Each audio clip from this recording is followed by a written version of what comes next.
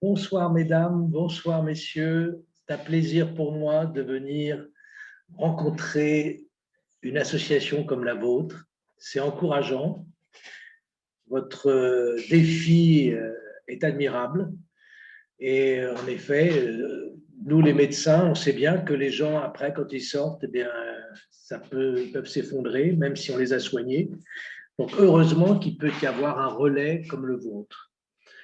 Alors, j'ai donc accepté d'intervenir sur ce sujet grave qui est le risque suicidaire. Nous avons en ce moment remarqué une croissance des idées noires, des idées suicidaires, mais bon, ce n'est pas encore enregistré comme épidémiologiquement valable. Donc, on verra au final, peut-être au bout d'une année, qu'est-ce qu'il en a été. Donc, je vais parler de ce sujet tout d'abord de manière générale pour introduire la question avant de répondre à celles qui sont plus précises. Alors, d'abord, c'est un mot suicide qui est désagréable, qui à la fois crée de la répulsion, mais en même temps, il y a un peu de fascination dans toute l'histoire. Je ne vais pas tout reprendre depuis des millénaires, mais c'est vrai que ça a été un sujet qui a été constamment abordé par toutes les cultures, toutes les religions.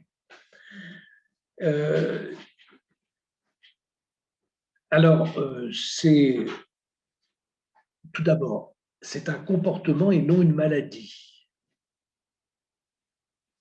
Il n'y a pas, dans la liste des maladies psychiatriques, il n'y a pas écrit suicide, c'est un comportement. Deuxièmement, autre point délicat, c'est à la frontière de l'euthanasie active. J'en reparlerai tout à l'heure quand on abordera ce qui peut être, jusqu'où peut aller la loi dans ce domaine, mais c'est là que ça peut être délicat chez des gens gravement malades, âgés, où on est à la frontière d'une demande qu'on ne peut pas ne pas écouter, bon, au moins écouter.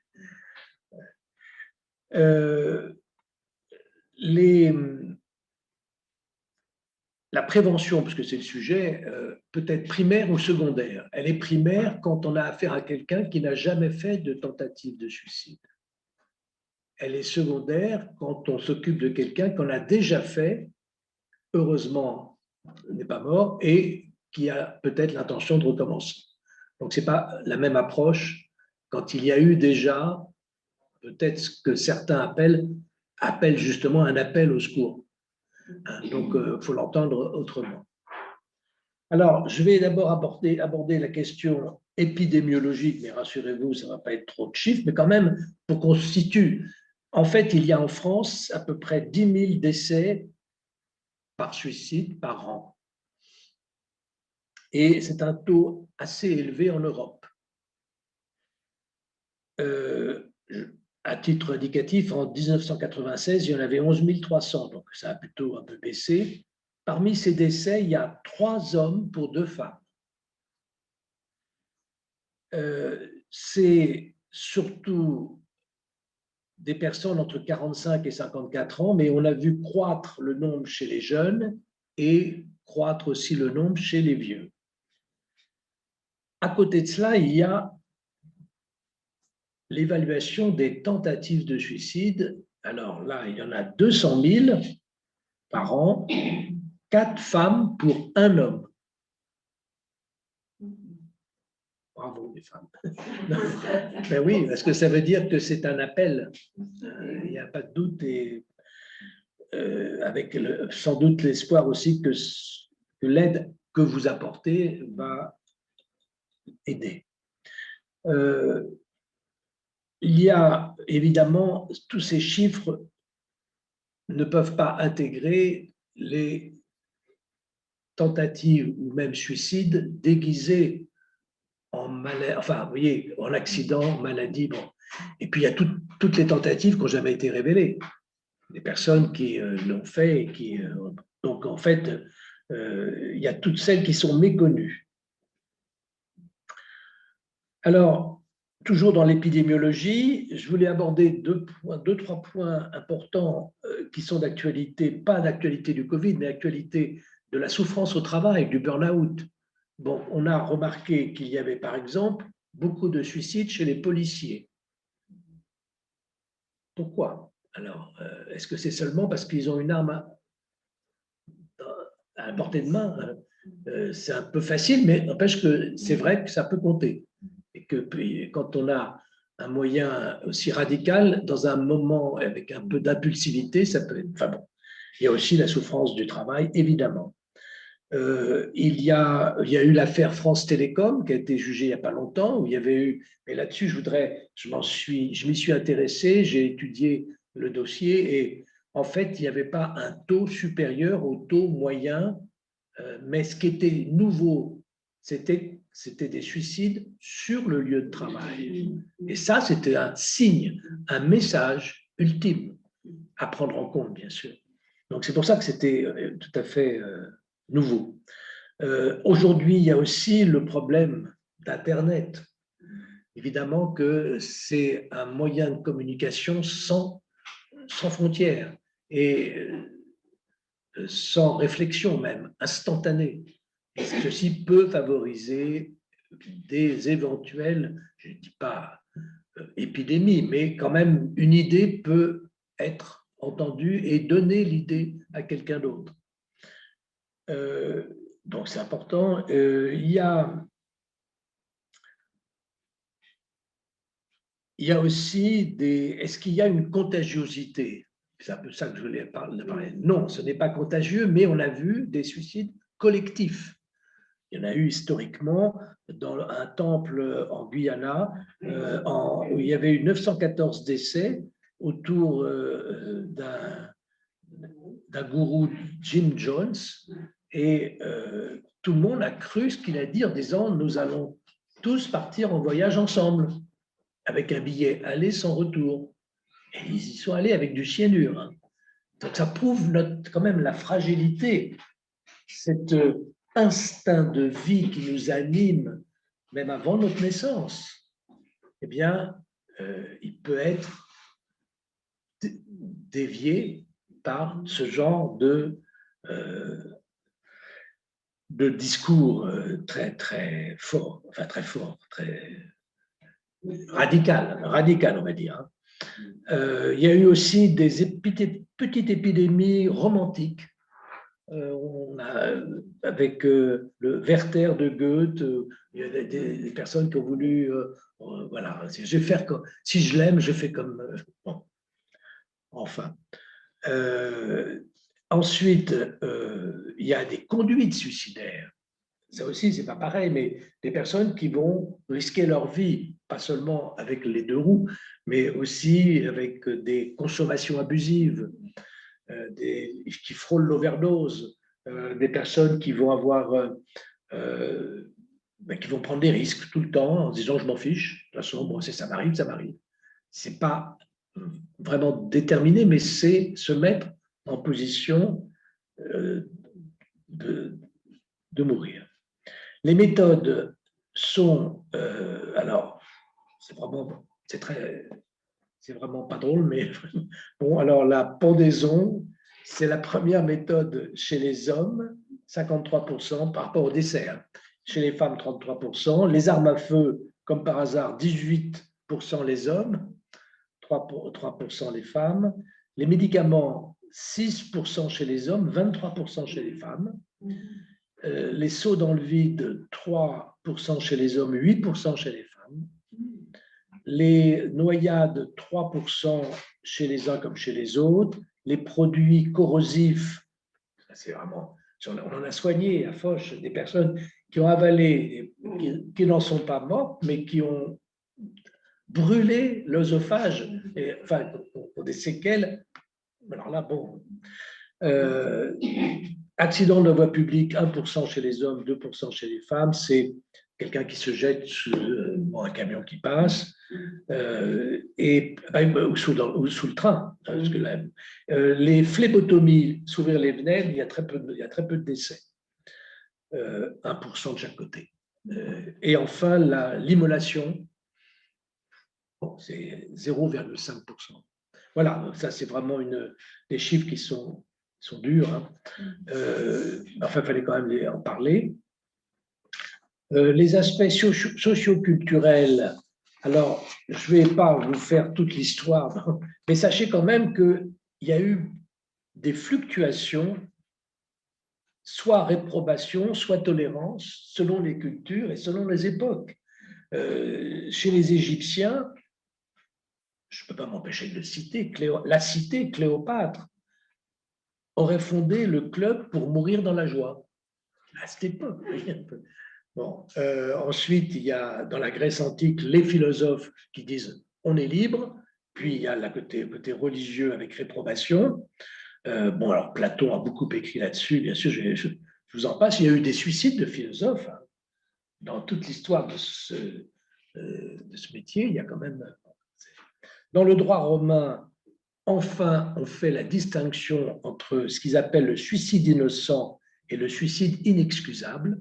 C'est-à-dire qu'on commence à reconnaître, et c'est notre sujet aujourd'hui, qu'il peut y avoir un tel acte en rapport direct et déterminant avec un trouble psychique. Et donc ça, ils l'ont repéré déjà. Le Mentecaptus et le Furiosus n'étaient pas condamnés à mort pour tentative de suicide, parce que c'était quand même, vous vous rendez compte d'où on vient. Bon. Bien sûr, bon, c'était les soldats. Dans l'armée, ça a duré jusque encore récemment en France. Hein. Il y a peut-être une cinquantaine d'années, c'était interdit. Un soldat n'a pas le droit. Alors, il y avait surtout des tentatives de suicide pour échapper au service. Chez les Gaulois, il y avait, c'est étonnant, quand un chef de famille qui avait des haute responsabilité, sentait ses compétences défaillir, commençait à devenir un peu sénile, eh bien, il organisait son départ, c'est-à-dire son suicide, avec femme et serviteurs, et avec la conviction que il allait aller vers le bonheur. Et donc, c'est étonnant, bien, il y a eu ça. Puis après, il y a eu le christianisme, où tu ne tueras point s'applique à soi-même. Avec, quand même, petit à petit, une certaine reconnaissance pour quelqu'un qui serait passé à l'acte sous l'effet de la folie ou de la maladie. En fait, les religions condamnent presque toutes le suicide.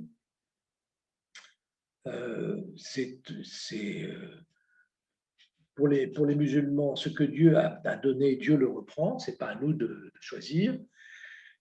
J'ai trouvé une exception, je vous la donne, c'est chez les Mayas, il y avait une déesse, elle s'appelle Ixtab, qui avait une corde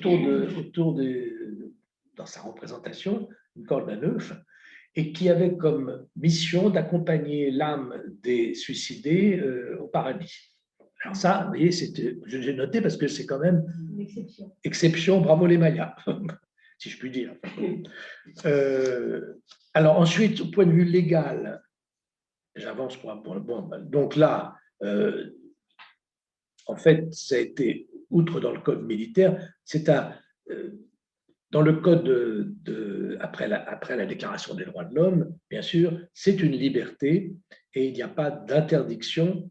Nous ne sommes plus sujets du roi, c'était fini, donc c'est autorisé. Mais il y a tout un débat législatif sur lequel je ne vais pas m'étendre, mais qui était de dire est-ce que c'est un droit et que quelqu'un qui a été réanimé sans son accord pourrait porter plainte pour préjudice de vie. Non, ce serait le comble. Enfin bon, pour des soignants comme nous sommes, c'est voilà, bon. Donc, il y a eu simplement en 87, je ne sais pas si vous vous en souvenez, un livre qui a été publié, Suicide, mode d'emploi. Et là, il y a eu du coup une loi, un article de loi qui a été promulgué qui interdit toute publicité pour le suicide, toute provocation, etc. Donc, et c'est là que le mot suicide est revenu dans le code pénal. Remarquez que c'était... donc, toute propagande en faveur de telle ou telle méthode. Alors, maintenant, je voulais dire un mot sur la Belgique, parce que c'est intéressant quand même, parce que c'est tout proche. Hein. Donc, il y a une loi en Belgique d'euthanasie active, de suicide assisté.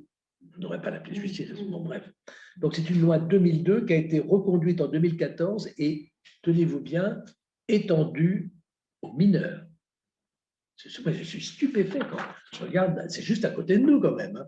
Bon, je vais vous donner les conditions. Hein. Alors, il y a 3 conditions déjà pour tous les adultes, patients majeurs ou mineurs émancipés, ça c'est la loi de 2002, après ils l'ont étendue. Quelqu'un qui est capable et conscient au moment de sa demande. Ensuite, cette demande doit être réfléchie, répétée. Ensuite, il faut que le patient soit dans une situation médicale sans issue, à l'origine d'une souffrance physique ou psychique constante, insupportable, et qui ne peut être apaisée, et qui résulte d'une affection accidentelle ou pathologique grave et incurable. Et donc, le médecin qui pratique l'acte doit être volontaire. Il doit informer le patient des soins palliatifs et doit consulter un deuxième médecin indépendant. Enfin, autrement dit, il y a des expertises qui, heureusement, laissent le temps.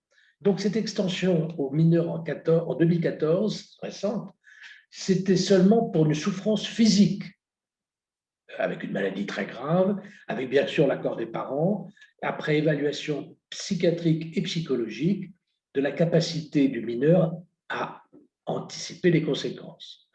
Bon, alors, je voulais simplement parler d'un cas, le cas de Laura. Alors, ce n'est pas une mineure, 24 ans. C'est en 2015. Ça nous concerne, nous, en psychiatrie, parce que dès l'âge de 12 ans, elle avait exprimé le désir de vouloir mourir.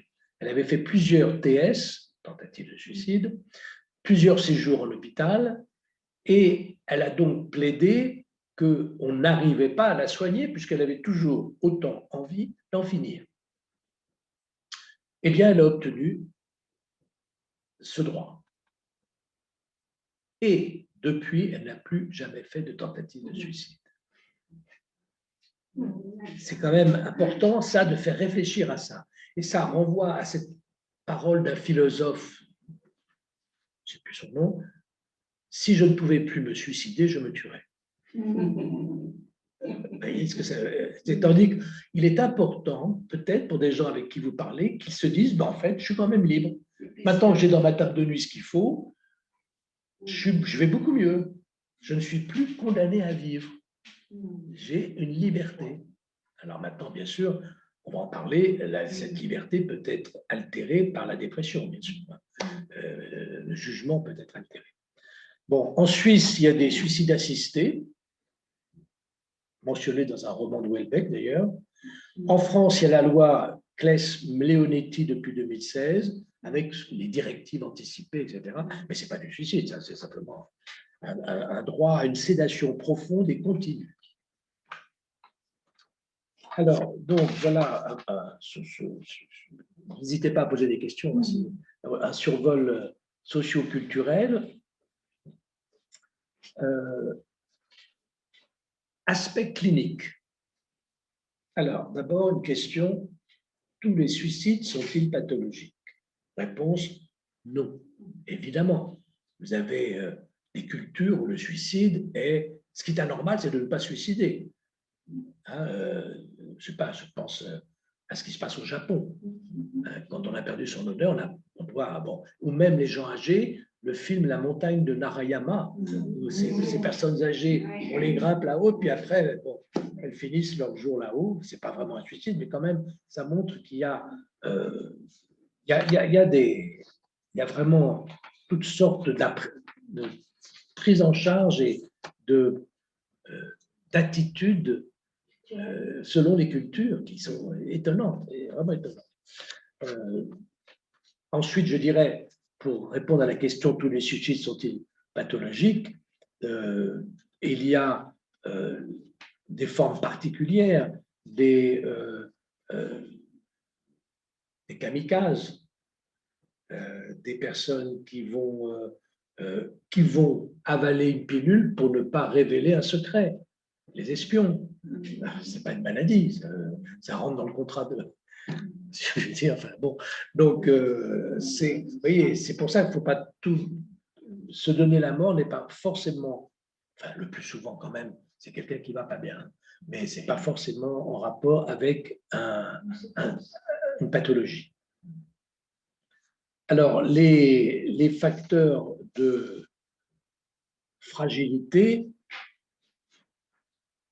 alors oui, donc je n'ai pas parlé bien sûr des... non, si j'en ai parlé, ça va, c'est bien. Donc alors, les facteurs de vulnérabilité, d'abord pathologiques. Là, bien sûr, la dépression. La dépression, c'est dans... Alors, selon les études, ça va de 42 à 85%. Oui, mais le champ de la dépression, surtout aujourd'hui, quelle est la tristesse réactionnelle normale et quelle est la maladie dépression. Et c'est très difficile de trouver la frontière. Donc, je parle de la dépression vraie, la mélancolie, mélanos kolos, la bile noire en grec, qui monte à la tête. Ça vient de là, ils avaient bien compris, hein, qui donne des idées noires.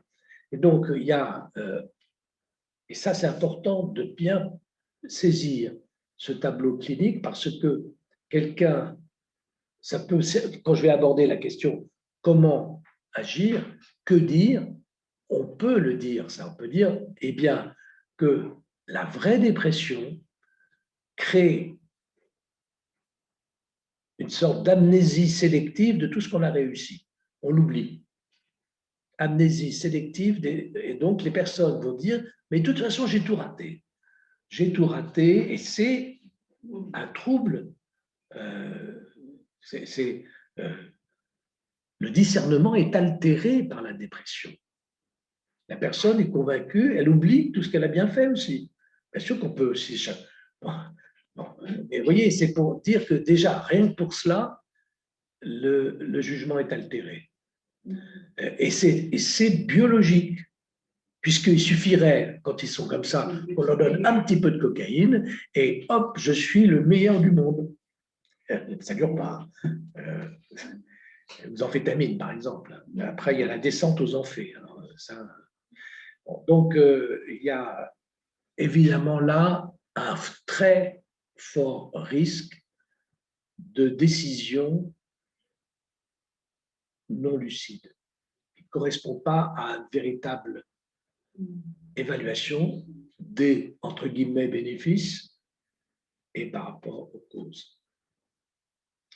Je peux vraiment le dire que c'est authentique puisque tous ces patients qui ont pu être heureusement sauvés grâce à une réanimation intensive, grâce au fait qu'on a même à Foch pu retirer des balles dans le cœur, quelqu'un qui n'était pas mort, eh bien, ces gens-là disent, mais qu'est-ce qui m'a pris? Vous voyez, ce n'est pas du tout quelqu'un qui va dire, ah bon, alors ensuite, il faut que je recommence. Non, ça peut être tout simplement, mais je n'étais pas moi-même.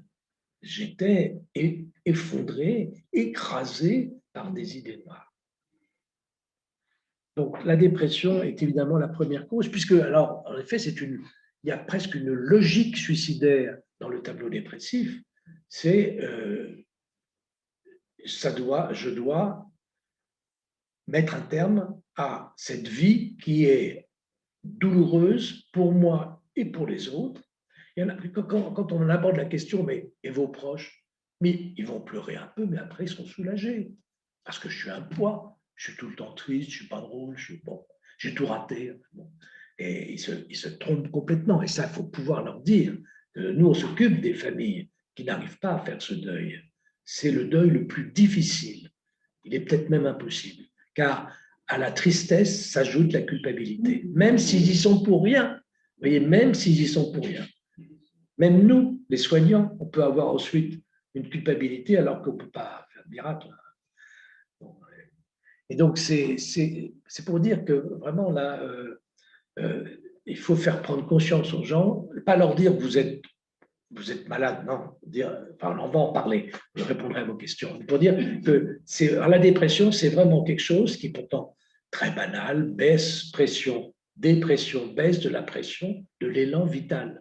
Bon, eh bien, il n'empêche que quand il baisse, ça peut aller très loin. Alors, en passant, est-ce que les animaux se suicident? Eh bien non. Ils se laissent mourir quand, par exemple, le chien qui a perdu son maître. Je sais pas, bon. Mais j'ai interrogé, alors il n'y a pas de... Donc il faut être aussi compliqué que nous, si je puis dire, pour avoir de telles idées. Et des idées qui peuvent être, encore une fois, biologiquement même favorisées. La vraie dépression, elle est biologique. Alors, elle a une cause. Elle peut être, donc, chez des gens maniaco-dépressifs qu'on appelle aujourd'hui bipolaires, il peut y avoir quelque chose une fragilité biologique. Mais ce que je veux dire, c'est qu'au-delà d'un certain seuil, de tristesse et de dépression, ça devient biologique. Les antidépresseurs naturels sont dépassés. Et c'est pour ça que nos antidépresseurs stimulent les neuromédiateurs nécessaires pour garder le moral. Ce n'est absolument pas des drogues. On ne fait que compenser une défaillance. Et ça n'a rien à voir avec l'amphétamine ou la cocaïne. Mais donc, c'est là que ça devient biologique, mais pas au départ. Ça peut être très bien réactionnel à plusieurs événements horribles. Et en effet, les gens ne trouvent plus le rebond nécessaire. C'est là qu'on peut agir. La deuxième, oui, oui, vous en prie. Je pensais avoir vu un chien qui se laissait mourir, et pas en ayant perdu son maître. Ah bon? Parce que c'est en Inde, et en Inde, les chiens sont errants, la plupart, Oui. pas de maître. Oui. Mais il se laissait mourir. Je sais pas, j'ai jamais vu un chien sauter du haut. Enfin bon, non, mais ça nous fait réfléchir quand même, se dire que cet instinct de vie, il est dans l'espèce, chez les êtres vivants, il est depuis la naissance, donc en vouloir mourir, c'est une anomalie. Enfin, je le crois. Sauf si c'est en rapport, bien sûr, avec tout ce qu'on a dit tout à l'heure, des circonstances où il n'y a aucune solution possible. Plutôt que la personne soit ait une pensée erronée en croyant qu'il n'y a plus de solution possible. Là, je parle de plus de solution possible parce que la maladie physique est très grave, incurable et source d'énormes souffrances. Ensuite, on passe à la schizophrénie, 10 à 13%. Malheureusement, bon, c'est pas beaucoup, et puis bon, c'est vrai que mais c'est une maladie curable. Hein. Elle n'est pas guérissable, elle est curable aujourd'hui. Je le dis parce que si quelqu'un dit, mais de toute façon, je suis schizophrène, je suis foutu, non, pas du tout. Les nouveaux médicaments, ces médicaments d'aujourd'hui, sont tout à fait capables de combler cette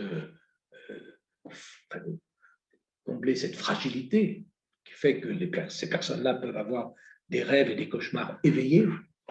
Et les nouveaux médicaments ne les empêchent pas de conduire. Vous voyez, donc ce n'est plus comme autrefois des sédatifs avec la camisole chimique. Hein. Non, c'est fini ça. Non. Donc c'est pour ça. Il n'empêche que nous avons vu quand même des tentatives et des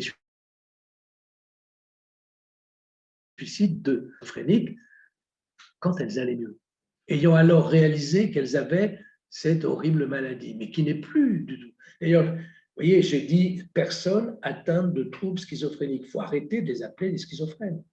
C'est comme si on disait les appendicites. Alors.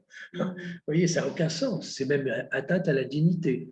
Donc, c'est un trouble, tout simplement, aujourd'hui curable, mais comme le diabète, le traitement doit être pour la vie. Mais alors le traitement, il ne faut pas l'arrêter. Mais non, mais je leur dis toujours, c'est comme si vous avez le diabète, vous n'allez pas arrêter votre traitement. Eh bien, c'est pareil. Donc, l'arrêter, c'est s'exposer à... Excusez-moi. Oui. Vous faites allusion à quel médicament? Les antipsychotiques, Abilify et tout ça, il y en a, les neuroleptiques ont été remplacés par les antipsychotiques, qui sont en fait des armures qui protège, c'est tout.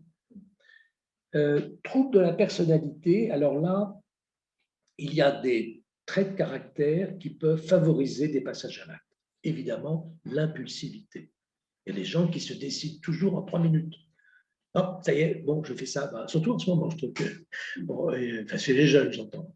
Bon, donc, il y a ce risque est que ces personnes n'anticipent pas les conséquences, ils passent à l'acte. Ensuite, on a des personnes qui ont une telle quête affective qui ne sont jamais satisfaits. Donc, ils ont toujours l'impression qu'on ne les aime pas. Pas assez, tellement ils en demandent. Ensuite, il y a l'appel au secours.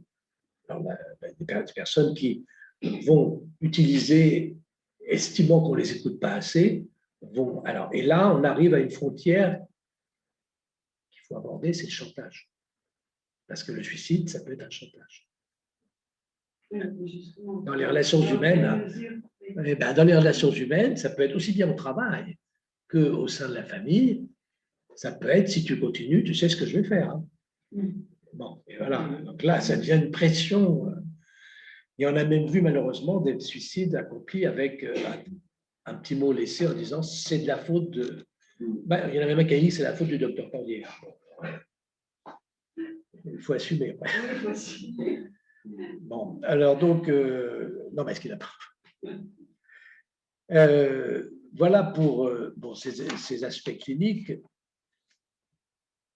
de vulnérabilité, donc, et maintenant, évaluation du risque. Comment faire?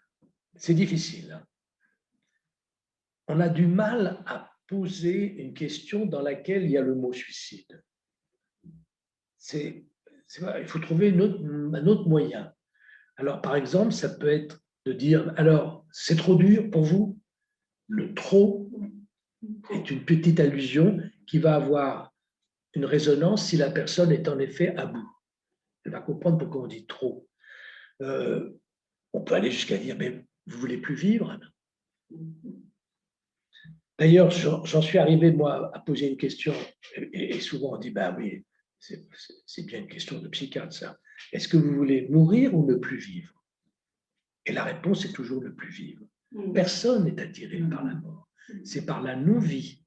Donc, ceci permet d'aborder, ça, c'est bon de le transmettre, hein, la question, mais pourquoi? Qu'est-ce qui vous fait qu'est-ce qui vous donne l'envie de quitter la vie? Qu'est-ce qu'il y a dans cette vie qui ne vous donne pas envie de la vivre? Alors là, les gens vont vous dire peut-être, c'est mon affaire.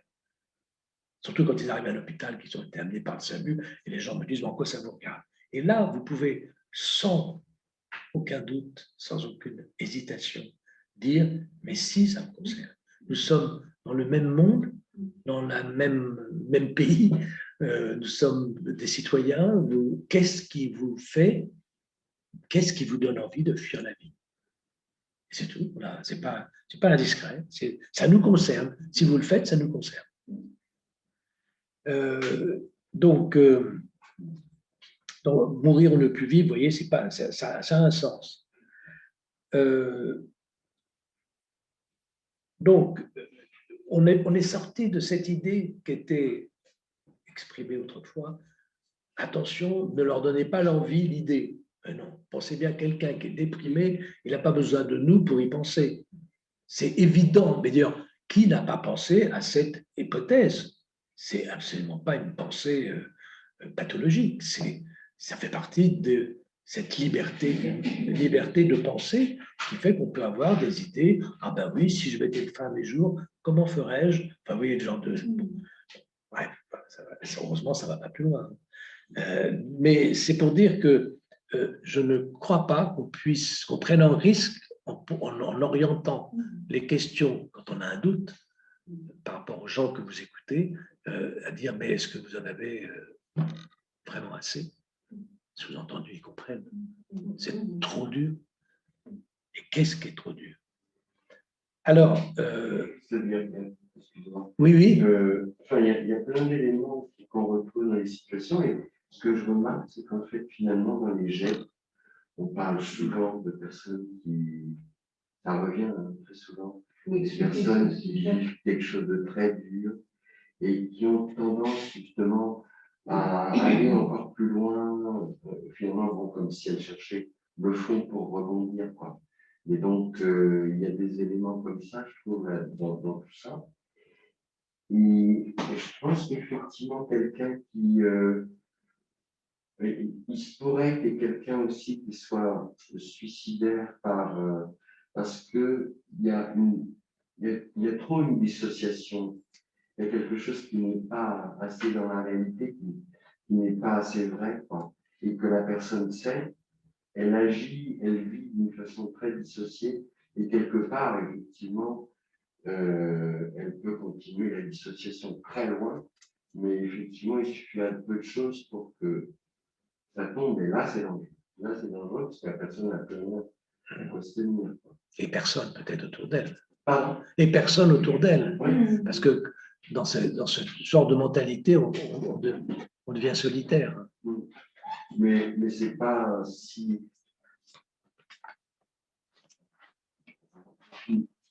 extraordinaire que ça, parce qu'on voit quelque chose d'approchant chez les gens qui sont très investis dans une idéologie. Absolument bien faire, alors que ça va pas. Alors justement, comme c'était les risques suicidaires, j'en ai retrouvé des facteurs de risque et les personnes âgées. Il y a une étude qui a été faite qui a montré que parmi ces facteurs de risque, une étude a été faite à Besançon. Premièrement, détérioration de l'état de santé physique avec maladie invalidante, diminution des facultés sensorielles, perte de la motricité. Outre les troubles psychiatriques que j'ai déjà mentionnés, là, de la dépression, auxquels il faut ajouter comme risque antécédents suicidaires. Alors là aussi, attention, ce n'est pas héréditaire, mais ça peut être un héritage. C'est-à-dire qu'il y a quelqu'un qui peut dire « mon grand-père a fait ça, je vais faire comme lui ». Mais ça n'a rien d'héréditaire, absolument pas. Donc, il faut… donc, si quelqu'un l'a déjà fait, on peut en parler. Donc, ce n'est pas un tabou, on peut aborder la question, mais qu'est-ce qui vous a sauvé? Ensuite, dans les facteurs de risque, il y a toujours dans les personnes âgées le bouleversement de l'environnement, bien sûr le veuvage, le deuil d'un proche, le suicide d'un proche, l'entrée en institution, la perte ou séparation d'un animal de compagnie. C'est vrai, on a vu ça. Je vais partir avec lui, avec mon chat, mon chien, je vais le rejoindre.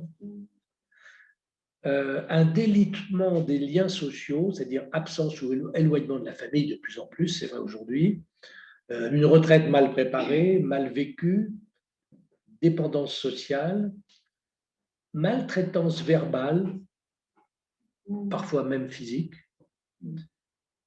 et puis la précarisation financière. Voilà tout ce qui fait qu'il y a, quand quelqu'un a pourtant vécu 70 ans, des facteurs qui peuvent faire qu'il dit « bon, ça suffit. Voilà, ma vie, je l'ai vécue. Si c'est ça maintenant, non. Mais pas question que je sois contraint de vivre dans une institution genre EHPAD. J'ai entendu ça. C'est plutôt la mort que l'EHPAD. Enfin, bon, pourtant, il y a des gens qui ne sont pas malheureux en EHPAD. Faut pas… Donc, voilà des facteurs de risque particuliers.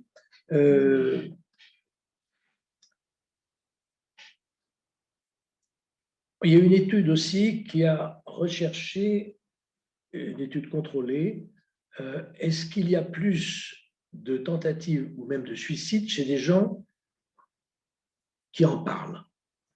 Est-ce que ça soulage d'en parler? Alors, on a 80% des tentatives et des suicides en ont parlé dans le mois qui précède. C'est intéressant, c'est-à-dire que sur ce lot qu'on a étudié, il y en avait 80% qui en avaient parlé. Chez l'adolescent, on a 1% de passage à l'acte sans idée suicidaire avant, c'est-à-dire impulsif, adolescent, impulsif. 14%, c'est tout à fait circonstanciel, occasionnel. Il y a eu un événement. Et dans 41% des cas, il y avait fréquemment l'idée, comme cette Belge dont j'ai parlé tout à l'heure. Réalisation d'un plan de suicide. J'ai abordé cette question tout à l'heure. En effet, des gens peuvent se dire, mais comment je ferais si je faisais ça?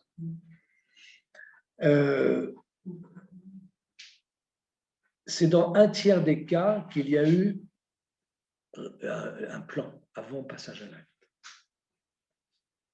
Donc, c'est important quand même d'aborder toutes ces questions quand on pose les questions. Quels peuvent être les arguments de dissuasion? C'est tellement énorme, mais je vais être bref. Premièrement, de transmettre l'idée que pour une situation transitoire, c'est prendre une décision irréversible.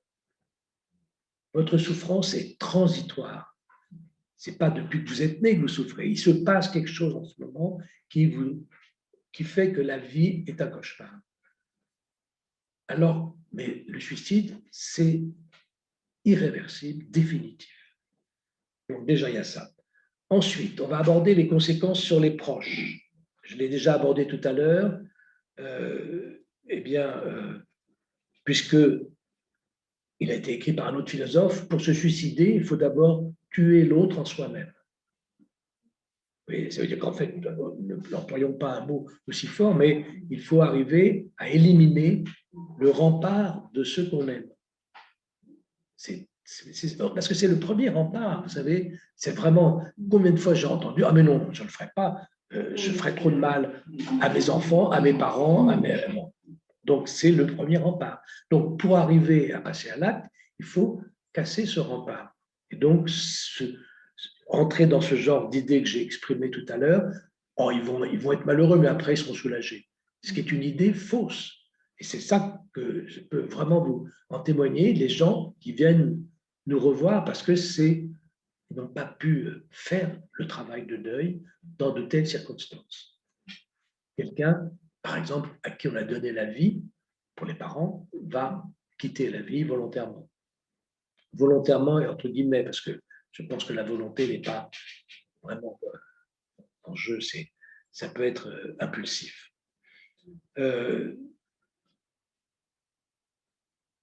Ensuite, il faut aborder ce que j'ai tout à l'heure évoqué, que c'est curable.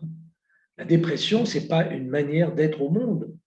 On ne naît pas déprimé et c'est un moment, c'est une baisse de pression, dépression, c'est tout. Donc, alors là, en dire, mais sans prendre de drogue, aujourd'hui, donnez-vous 12 jours, parce qu'il faut 12 jours pour avoir vraiment l'action du traitement, on verra après, on en reparle ensuite. Et en effet, ça remonte. Ça remonte. L'élan vital remonte. Et donc, il est important que les gens se rendent compte, premièrement, que leur discernement peut être altéré par une simple dépression, mais la vraie dépression, et que celle-ci est tout à fait curable. C'est prouvé. Alors, maintenant, que faire si, après avoir fait tout ce que je dis là, alors, oui, nous avons le devoir, en tant que citoyen, de porter assistance à une personne en danger, indépendamment de votre engagement, de tous ceux qui veulent aider, mais la loi le prévoit. Après, ça peut être non-assistance à une personne en danger. Je dis ça parce que les gens pourraient dire, mais mêlez-vous. Non, je suis désolé, monsieur, quand je vous vois au bord du pont en train de vouloir sauter, eh bien, je vous en empêche. Je regrette, mais c'est comme ça. Donc, c'est humain. Donc, il faut voir que maintenant, que faire quand quelqu'un a révélé qu'il a déjà tout prévu, qu'il a dans la pharmacie tout ce qu'il faut, ou qu'il a je sais quoi d'autre, voire même une arme, eh ben, comment on peut le sauver, enfin, le protéger? Ben, il faut appeler les urgences. Et on reçoit régulièrement à l'hôpital des personnes qui sont en état dépressif, qui ne sont pas dangereuses pour les autres, mais dangereuses pour elles-mêmes. Et la loi prévoit qu'à ce moment-là, on peut les soigner sans consentement, si on a bien fait le diagnostic d'état mélancolique. Donc, on peut les soigner sans consentement, c'est prévu, hospitalisation sans consentement, un soin sans consentement, ça peut être à la demande d'un tiers, mais ça peut être depuis la loi de 2011, ça peut être pour un péril imminent. Et le péril imminent, ce n'est pas forcément autrui. Ce n'est pas comme ce qu'on appelait autrefois l'hospitalisation d'office, qui s'appelle maintenant la SP-DRE, c'est sur décision du représentant de l'État. Alors là, j'ai quand même voulu l'aborder, quand même le dire, c'est que quelqu'un qui a choisi comme méthode le gaz, il peut faire sauter l'immeuble. Donc, il peut être dangereux pour les autres. C'est déjà arrivé. Donc, il ne faut pas négliger ça. Donc, il y a, à ce moment-là, tout est prévu pour que la procédure qu'on va employer est non seulement légale, mais même obligatoire. On ne peut pas dire, bon, c'est son affaire, je le laisse. Non, mais ce n'est pas ce qu'on veut. Et je vais terminer en disant, parce que qu'est-ce que nous sommes tous là? Avocats de la vie. C'est ça notre engagement. Plaider la vie. Voilà, je suis à votre disposition pour toutes les questions que vous souhaitez. Merci beaucoup. Il y a pas mal de questions en ligne, donc on va prendre des questions en ligne. Il y a des questions autour de est-ce que le mot suicide est fantasmé, fait peur? Est-ce que l'utiliser, c'est pas d'une certaine manière déjà créer un lien? Donc est-ce qu'on peut nommer ce mot-là d'une certaine manière? Il y a d'autres questions. Non, mais ça arrive avec homicide. Oui. Donc c'est déjà très dur, homicide de soi-même. Ça a été, Voltaire l'a appelé ça l'homicide de soi-même. Donc vous voyez, donc, évidemment, si on peut parler autrement de cette idée noire, eh bien, j'en peux plus, je ne veux plus vivre. Voilà. Mais c'est un mot qui est entaché. Je vous écoute. Vous dites qu'il faut parler du sujet du suicide, de l'intention, mais sans forcément utiliser le mot, qui est trop dur. Oui. Il y a d'autres questions qui sont... Alors, il y a pas mal. Peut-il y avoir non-assistance à personne en danger? Oui, si. Oui, c'est tout à fait possible et ça a même été utilisé comme argument pour des familles qui ne peuvent pas se relever d'un tel drame et qui ont trouvé, enfin c'est un peu dur ce que je vais dire, mais il y a un coupable. Et donc ça peut être nous, ça peut être l'établissement qui n'a pas prévu qu'il n'y ait pas une douche à laquelle on peut se tendre. Enfin, vous voyez, j'ai vu ça parce que c'est l'objet d'expertise, bien sûr, chaque fois. Mais donc, en effet, il y a non-assistance à personne en danger. Et donc, ça peut être condamné. Enfin, ça peut être un délit. D'accord. Quelqu'un demande, est-ce qu'une personne dont le discernement est altéré peut-elle être néanmoins réceptive aux paroles que vous suggérez? Alors, si on aborde les questions sans préjugés, en disant, mais il faut écouter et avoir le temps d'écouter. Et ça va venir. Et la personne sent qu'il y a une écoute. Et elle va l'aborder, la question. Alors, ce que je n'ai pas dit tout à l'heure, mais ça me vient à l'esprit avec cette question, c'est que il ne faut pas oublier que des gens complètement décidés ne vont rien dire et rien montrer. C'est gravé dans ma mémoire parce que j'ai vu un patient à Foch à 11h du matin, il n'avait jamais été aussi bien. Une demi-heure après, il était sous le train. Il était jovial, donc c'est là où on est trompé. Vous voyez, ça y est, je suis soulagé, j'ai pris ma décision, maintenant, je ne souffre plus. Enfin bon, vous voyez, donc ça, bon, c'est pas fréquent, hein, mais il faut se dire que quelqu'un qui dit mais non, pas question, je n'ai jamais pensé à ça, il peut y avoir quand même un petit doute. On ne sait pas. Peut-être qu'il ne le dit pas parce qu'il est déjà décidé et qu'il ne veut pas, surtout pas qu'on l'en empêche. Une autre question, comment faire quand les personnes qui veulent se suicider disent vouloir justement punir leurs proches? Ils veulent punir leurs proches. Ah, ça, c'est rare. Alors, bon, donc, un suicide agressif, ça s'appelle comme ça. Je vais les. Non, c'est très rare. Vraiment, là, faire ça, c'est quelqu'un qui a un autre trouble que la dépression. C'est persécuté ou un peu délirant, peut-être. Non, c'est pas. Non, parce que c'est sa propre vie. Donc c'est rare qu'il passe. Ah, c'est rare, vraiment. Non, mais c'est rare même que ce soit le motif. J'en ai vu peut-être 2 ou 3 dans toute ma carrière. Quoi. Des gens qui l'ont fait pour faire mal. Beaucoup de questions, alors j'essaie de prendre un certain nombre. Pour des suicidaires qui ne verbalisent pas concrètement l'envie de quitter cette vie, quels sont les signaux faibles à repérer? Excusez-moi, parce que le micro me donne.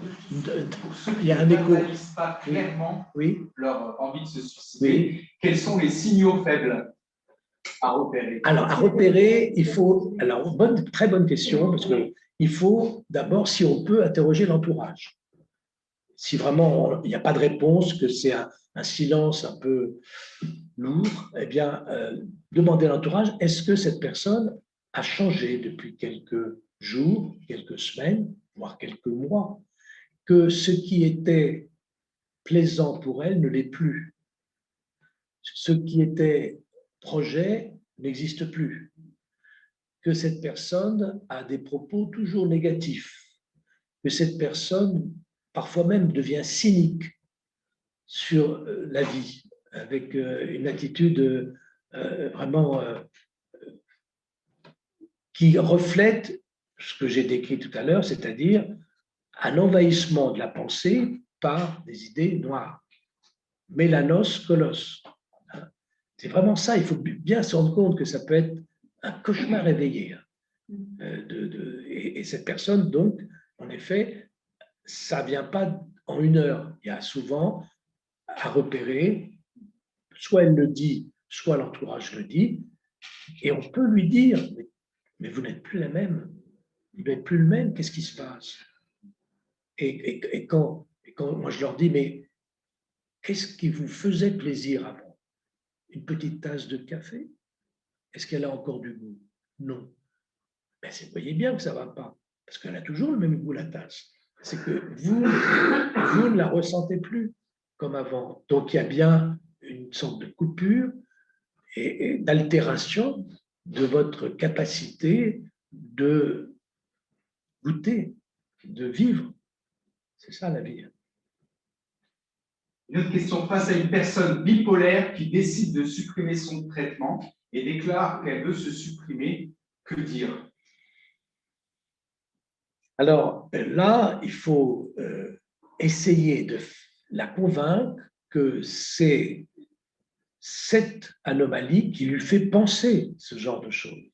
Ce n'est pas une pensée correspondant à son jugement habituel, à son degré d'intelligence, à son élan qu'elle a montré toute sa vie. Et la bipolarité, et c'est pour ça que le mot déstigmatise par rapport à maniaco-dépressif. Alors, à la limite, on pourrait dire un peu trop parce que ça devient.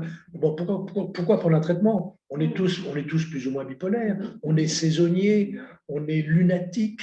Enfin, vous voyez, tout ce que ça. Mais alors que ce n'est pas ça du tout. C'est vraiment la vraie bipolarité, c'est quelqu'un qui va être up ou down. Et ça se soigne bien, mais vraiment, ça se soigne bien. Il y a déjà le sel minéral qu'on appelle le lithium, donc déjà on n'est pas dans les drogues, mais on y arrive, et donc il est, comme pour les troubles schizophréniques, il est indispensable que le traitement ne soit pas arrêté. Donc c'est là où on peut vraiment avoir cet échange sur votre trouble altère votre jugement. La bipolarité, c'est une question de chimie dans le cerveau ou autre chose? De quoi il s'agit? Mais je crois qu'il y a malheureusement des cas familiaux. C'est une fragilité qui peut être, qu'on retrouve dans parfois plusieurs cas dans la même famille. Mais ça se soigne. Donc, c'est par la parole que ça passe. Euh, Enfin, la parole familiale. Si vous dites que ça va de génération. non, mais il y a plusieurs personnes atteintes dans la même famille. Je n'ai pas voulu le dire, mais c'est génétique, quoi. Il y a un côté génétique. Il y a un côté génétique. Alors, bien sûr, il y a aussi ce qu'on appelle l'épigénétique, qui fait que quelqu'un qui a eu que ce patrimoine génétique, cette fragilité disparaît. Et voilà, ça, c'est bien sûr. Non, mais pour dire que c'est quand même une anomalie qui va faire qu'un matin, quelqu'un, sans aucune raison, se demande pourquoi il vit. Au matin, comme ça, au réveil, non, mais pourquoi il n'a même plus envie de quoi que ce soit. Et ça, l'entourage ne peut pas ne pas le voir, sauf s'il est tout seul. D'où l'intérêt de votre association pour les gens seuls. Parce qu'en effet, personne ne peut échanger à ce moment-là. Et ils sont jugés partis sur leur état. Et ce jugement est altéré par l'état dans lequel ils sont. De manière qui ne sont pas plus faciles à... Oui, mais il n'y a pas d'envie suicidaire à l'axémaniaque. Enfin, il y a des prises de risques qui ne sont, mais ce n'est pas avec l'idée. Ils peuvent se ruiner aussi. Personne demande, oui, il dit, donc c'est une association de bénévoles, hein, oui, voilà, bien sûr. Qui amène un lien social oui. Pour rompre la solitude de personnes qui souvent et bien sûr. Voilà, on passe de même moment et quelqu'un dit, et justement on apporte ce lien pour rompre la solitude et en même temps on a des fois des personnes qui répètent en permanence leur dépression, qui la disent. Donc que dire à ces personnes qui en permanence disent je suis déprimé, je suis dépressif. Alors, soit ils vont répéter en donnant la cause, en disant « depuis que j'ai perdu tel être cher, depuis que j'ai perdu mon boulot, depuis que j'ai échoué dans tout ce que je voulais, j'ai… » Alors, et c'est là où on peut plaider, avocat de la vie, mais l'avenir n'est pas écrit. Peut-être que ces malchances qui se sont accumulées ne sont pas du tout votre avenir. Rien n'est écrit d'avance. Il va peut-être se passer quelque chose, peut-être même vous pouvez leur dire, le fait que je vous rencontre est peut-être justement la chance. Hein, que nous parlions alors que vous êtes tout seul à ruminer, et là, mais ces personnes qui vont exprimer beaucoup, je suis déprimé, ben c'est qu'ils demandent de l'aide. Sinon, ils ne le diraient pas. Ils refuseraient même le dialogue. Encore une autre question. Une personne qui a déjà fait une tentative de suicide, est-ce que le risque est plus important qu'elle recommence? Alors, tout dépend. Enfin, on a des suicides répétitifs qui n'en sont pas, donc, qui sont des appels à l'aide, qui sont une manière d'exprimer aux autres qu'on n'en peut plus. Bon, mais ça peut être aussi parce que le choix de la méthode la première fois n'a pas abouti. Je vais vous raconter une histoire. J'avais à Foch quelqu'un qui s'est tiré une balle dans le cœur, chagrin d'amour, et qui a été sauvé par la chirurgie cardiaque, qui a été très efficace. Et après, il s'est retrouvé dans notre service. Et après, il a été sous antidépresseur. Et il a dit, en quittant le service, mais dites donc, vous ne m'avez pas demandé mon avis avant de me sauver. Eh bien, dorénavant, vous serez responsable de tout ce que je fais. Eh bien, attendez, un mois après, j'ai reçu une contravention à son nom. Et c'était plein d'humour, je l'ai prise. Il avait non seulement retrouvé l'envie de vivre, mais il avait plein d'humour.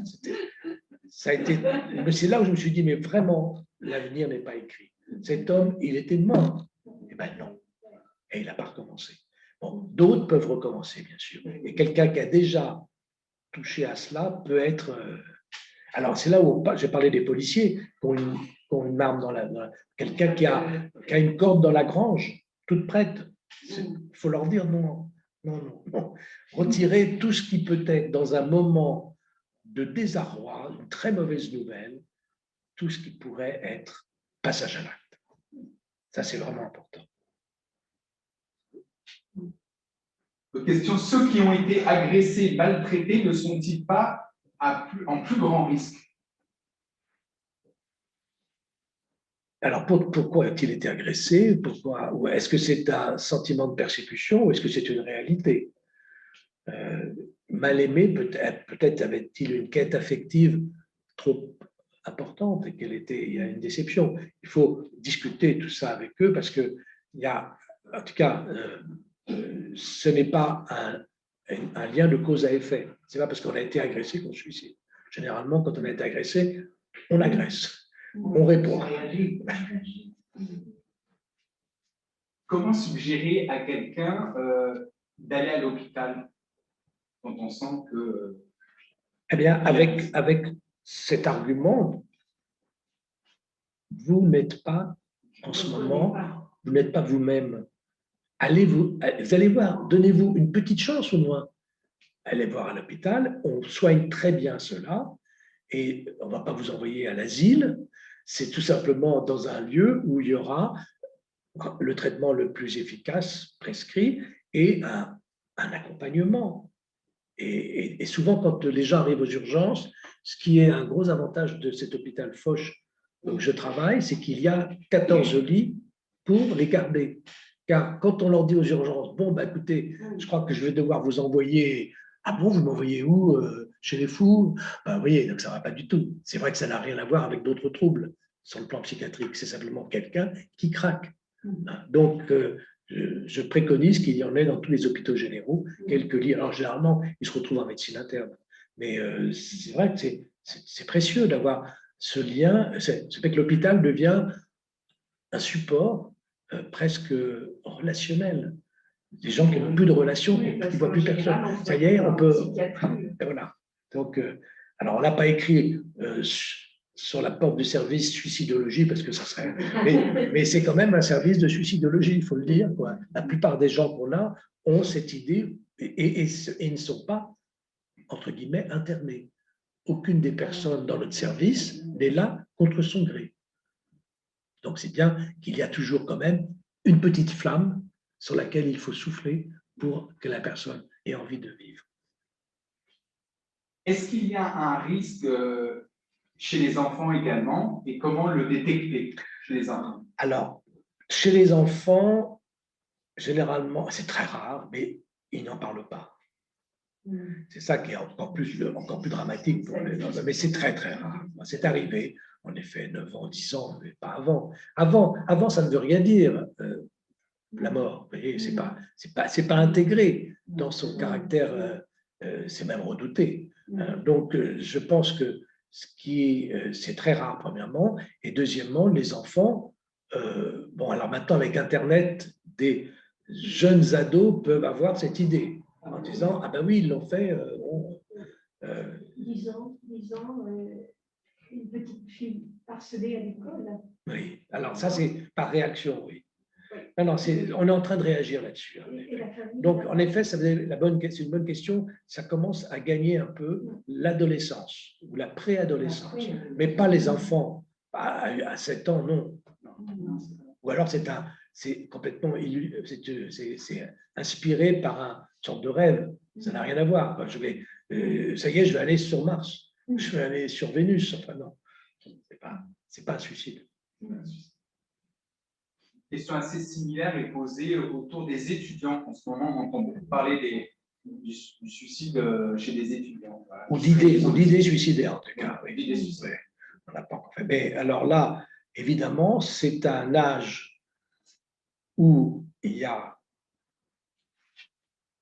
un potentiel, presque le plus haut de toute la vie, avec un potentiel de connexion même sur le plan cérébral, qui fait qu'il faut faire quelque chose. Or, là, dans ce contexte de confinement ou de repli, tout est remis en cause, le doute s'installe, et c'est un âge où on a beaucoup de mal à douter.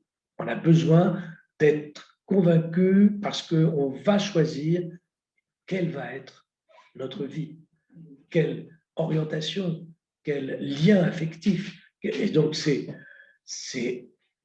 pour ça qu'il y a eu même des groupes qui se sont réunis malgré l'interdiction. C'est vital pour eux, même si c'était un risque vital de le faire. Et donc, ça montre bien dans la balance. Ce n'était pas pour transgresser la loi, c'était parce qu'on ne peut plus supporter de ne pas se voir. Alors, bien sûr, on va faire WhatsApp, on va faire tout ça, mais ce n'est pas pareil. C'est pas pareil. Donc, c'est un âge où on a vraiment besoin d'avoir un projet. C'est l'âge du projet. Et en ce moment, c'est impossible. Qui peut prédire là ce qui va se passer? On ne sait pas. Mais là aussi, l'avenir n'est pas écrit. Donc, soyons optimistes. Je ne sais pas écrit, mais apparemment, il n'y a plus rien. Ça, oui, en ce moment, il y a des métiers et des personnes qui sont au bord du gouffre. Et à la limite, le suicide est presque n'est pas très surprenant quand ils ont construit quelque chose qui s'écroule, mais au point qu'il n'y a pas d'issue, puisqu'ils ne peuvent plus payer leurs emprunts. Il y a l'aspect économique. C'est pour ça qu'on est en train d'en prendre conscience, je crois, parmi les dirigeants, pour aller plus doucement dans des décisions drastiques. Et une question qui est la dépression altère la lucidité, que vous expliquiez tout à l'heure, amène une amnésie sélective des réussites. Comment nous, en tant qu'acteurs de lien social, en tant que bénévoles, en tant qu'accompagnants d'Astrée, on peut aider à retrouver cette lucidité? En établissant un dialogue dans lequel la personne va quand même répondre à des questions que l'on peut poser sur ce qu'elle a fait dans sa vie et lui dire, mais c'est pas possible, vous me parlez que… Non, le reste. Quelle a été votre activité? Parlez-moi de ce que vous avez fait. Et là, évidemment, apparaîtra des réussites. C'est impossible qu'il n'y en ait pas. Donc, c'est bien, ça sera lui montrer à cette personne, vous voyez bien que votre jugement, votre discernement est altéré par la chute de l'humeur. L'humeur au sens dépression, pas la mauvaise humeur. L'humeur, parce qu'on appelle ça la thymie. T-H-Y. Autre question, est-ce que la notion de résilience a sa place dans le discours avec un sujet suicidaire? Alors, je dirais quelqu'un qui a fait une tentative et qui n'est pas mort peut en effet avoir une résilience en disant « maintenant je suis plus fort parce que je me rends compte de ce qui a failli m'arriver et que je n'étais pas moi-même quand j'ai voulu le faire ». Donc, mais la résilience, ça désigne la force que peut créer une souffrance. Donc, pour des enfants qui ont été victimes, etc., on dit, mais ils ont quelque chose en plus, ils n'ont pas quelque chose en moins. Alors, c'est pas tout à fait adapté, c'est pas la dépression. Non, je ne pense pas que le mot résilience puisse être compris par quelqu'un qui dit, bon, de toute façon, moi, c'est fini. On fiche de la résilience. Vous voyez, c'est là où il faut dire, mais non, c'est pas fini. Je crois que vous vous trompez. Et justement, on est un peu avec ça. Je comprends votre position par rapport à l'assistance à une personne en danger, mais je pose quand même la question de la liberté individuelle. Voilà, ça poursuit. Que pensez-vous par exemple, de la législation en Belgique ou de cette question du soin sans consentement? Alors, oui, c'est une très bonne question. Et en effet, si j'ai abordé ce que font nos voisins, c'est parce que ça me préoccupe. Et du coup, pourquoi pas nous? Bon, en fait, j'ai des patients qui ont été en Belgique et qui ont été dissuadés parce que les experts qui sont obligés de voir ont repéré qu'ils n'étaient pas vraiment bien. Ils n'étaient pas eux-mêmes. Ils étaient dans une trajectoire fataliste, que tout allait mal, tout était raté. Donc, c'est là, si vous voulez, où cette liberté qui vient d'être évoquée, elle existe, mais à condition que la personne soit lucide. D'où l'expertise qui est faite en Belgique pour voir si y compris même un test des capacités cognitives, voir si la personne a bien pesé le pour et le contre, et qu'elle est capable d'avoir cette appréciation. Ah oui. Une question qu'on entend parfois, le suicide est-il un geste de courage ou de lâcheté?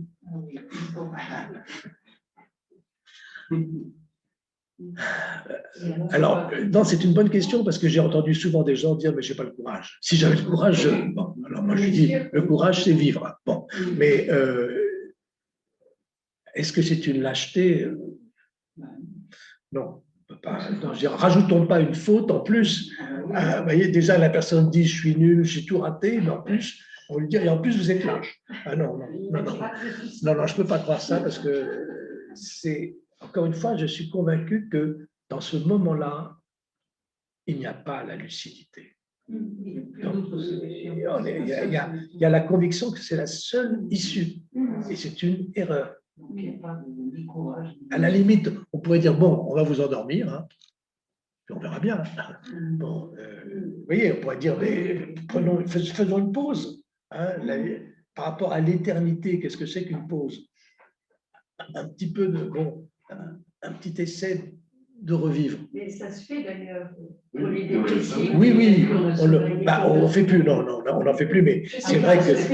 Non, mais vous avez raison, parce que comme il y a un délai d'action pour les neuromédiateurs prescrits, eh bien, dans les antidépresseurs, ces 12 jours peuvent être fatals. Donc, on endort pendant ces 12 jours. Enfin, on met des sédatifs. Et la personne n'est plus angoissée. Elle est. Alors, ça se fait plus. Non. Ça se faisait pas mal. Ah oui, à l'époque, mais on n'avait pas tout ce qu'on a aujourd'hui, qu'on a des. On a fait des progrès réels. Que pensez-vous des 7 petits plans mis en place avec les patients pour éviter la récidive? Les textes. Les 7 petits plans. Sexy. Safety comme safe, secure. Ah, safety.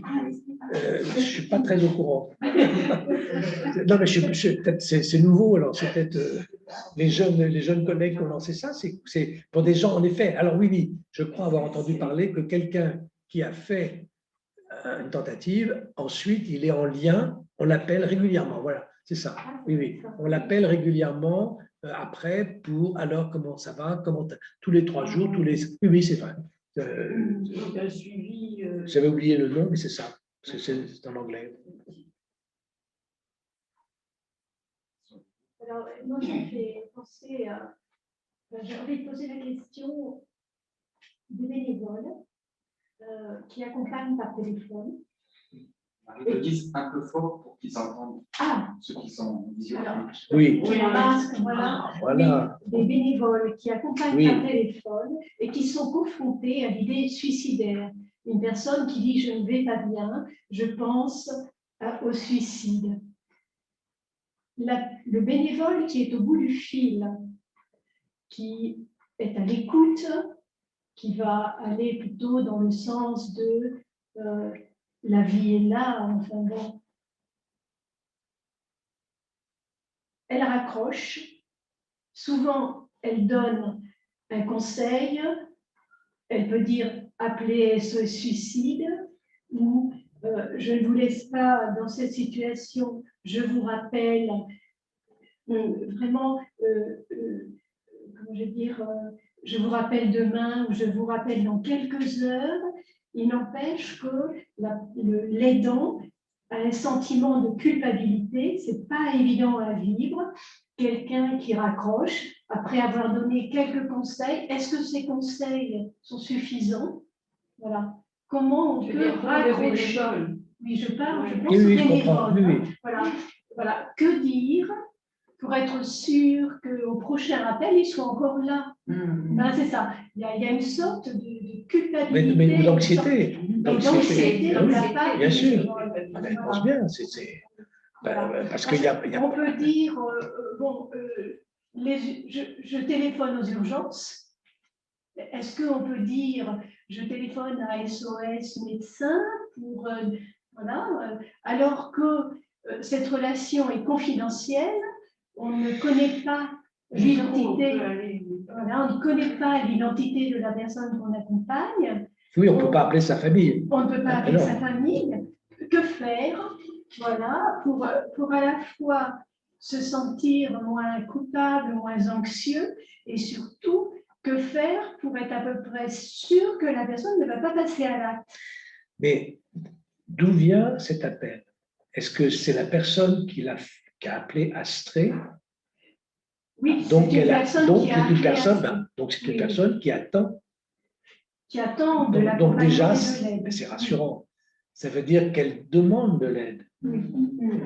Donc il suffit qu'il y ait une écoute et des propos, comme on l'a évoqué tout à l'heure, qui sont de reprendre la biographie positive de cette personne. Et voilà, et ce qui est à craindre, c'est que la personne dit, bon, dans 3 jours, vous me rappelez, hein, et ça pourrait être très prenant. Mais je veux dire, à partir du moment où il y a eu cette demande, c'est que on peut y répondre sans être un spécialiste. Encore une fois, comme je vous ai dit, c'est purement humain. Ce ne sont pas des techniques de chirurgicales complexes. Ce qui est plus embêtant, c'est si elle n'appelle pas la semaine suivante à l'heure de son rendez-vous. Alors là, oui, en effet, il peut y avoir. Bon, mais quand on s'occupe de ce genre de problème, il y a forcément des moments. On en a tous eu, hein, des gens que je n'ai pas revus. Ben oui. Je l'ai dit, il y en a 10 000 par an. On aurait essayé, quoi. On ne peut pas dire, ou alors il faudrait, vous voyez, être.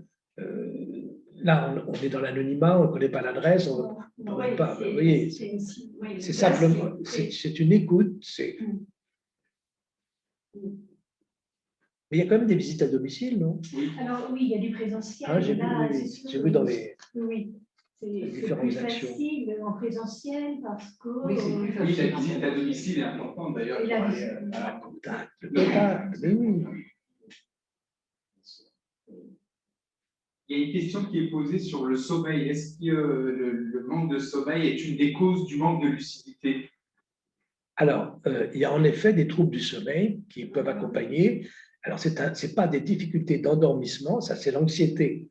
C'est des réveils précoces à 3-4 heures du matin avec des idées horriblement noires. Je ne veux même pas de cette journée. Je ne veux pas de l'aurore. C'est là où vraiment, c'est pas le manque de sommeil qui va, c'est déjà la mélancolie. Le réveil précoce, sans rendormissement, c'est pas pareil que quelqu'un qui le soir n'arrive pas à s'endormir. Vous voyez, parce que non, là c'est un réveil. Bon, c'est pas fréquent, mais voilà par rapport au sommeil. C'est là qu'il y a les troubles du sommeil. Sinon, on a même l'inverse. On a des gens qui vont dormir jour et nuit dans la déprime. On appelle ça la clinophilie, qui ne se lève plus. Ça ne veut pas dire qu'ils dorment vraiment, mais ils ne peuvent plus. Ouais. On dit que l'acte de suicide est un appel au secours, est un ultime appel au secours. Et la question, c'est comment comprendre cela? C'est la plupart du temps cela. Mais il y en a, on n'a jamais, on n'a même pas su qu'ils se sont suicidés. Il y a des accidents qui étaient en fait des suicides et on ne l'a même pas su. Les gens qui ont voulu que leurs proches n'aient pas ce sentiment de culpabilité et qu'il ne soit pas écrit dans l'histoire. Vous voyez, donc ils vont être des gens qui ont vraiment réussi à ce que ça soit totalement inconnu. Hein. Mais la question, c'était que… Oui, c'était comment comprendre que c'est un ultime appel au secours. Ça veut dire que s'il y a appel au secours, c'est que la personne est consciente qu'elle est en danger par elle-même. Elle est le danger numéro 1 pour elle-même. Une autre question, comment les soignants font l'évaluation du risque suicidaire chez les sujets potentiellement à risque? comment les soignants font l'évaluation du risque de Alors, suicide? si la question, c'est des soignants qui sont là pour une autre raison. On n'est pas en psychiatrie, on est par exemple en cardiologie, un soignant passe faire les examens habituels et la question c'est sans doute comment repérer. Oui, quels sont les repères? Est-ce qu'il y a des étapes aussi dans ces repères? Mais je veux dire, quand je vous ai dit, pour les bénévoles, quand le soignant passe, il peut très bien dire ça n'a pas l'air d'aller, donc c'est trop dur ce qui vous arrive là. Parlez-moi. Et voilà, c'est tout. Et la personne dit, ah ben voilà, il y a une écoute.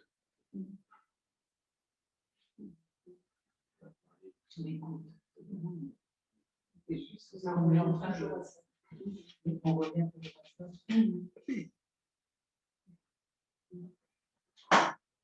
Vous avez préparé des questions sur la culpabilité. Oui, sur la culpabilité, non, c'était ça, c'était surtout le bénévole qui repart avec l'incertitude que la personne a été entendue et que voilà, et aussi qu'elle fasse la promesse que quand on la rappelle, elle soit bien là. Voilà. Donc le risque de suicide, voilà. Et ça, souvent les bénévoles sont anxieux par rapport à ça. Est-ce qu'il arrive que les bénévoles donnent leur numéro? Oui, ça arrive. Alors ça arrive. Bon, c'est très généreux. Oui, Parce que c'est vrai qu'on peut. Ben non, parce que ça peut pour rappeler à 3 heures du matin. Bon, oui, on conseille de faire. Ben non, oui.